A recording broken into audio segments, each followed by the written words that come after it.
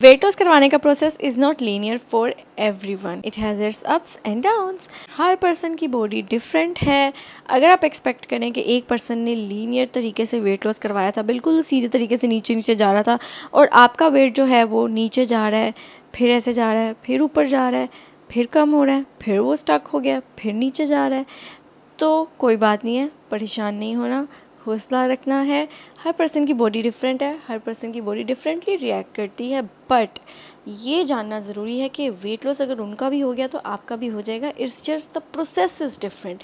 तो आपने परेशान नहीं होना, कंसिस्टेंट रहना है और अपनी प्रोग्रेस को ट्रैक करते रहना है। एक तरीके से अगर आपको प्रोग्रेस नहीं मिल रही तो दूसरे तरीके से प्रोग्रेस को ट्रैक करें, कहीं ना कहीं आपको पॉजिटिव रिजल्ट्स नज़र आ रहे होंगे। सिर्फ आपने उनको ढूंढना है, उनको देखने वाली आंख लेकर आनी है। कंसिस्टेंट रहते हुए अपनी डाइट को चलाते रहना है। स्ट्रेटजीज कुछ डिफरेंट आप चेंज कर सकते हैं अकॉर्डिंग टू योर बॉडी।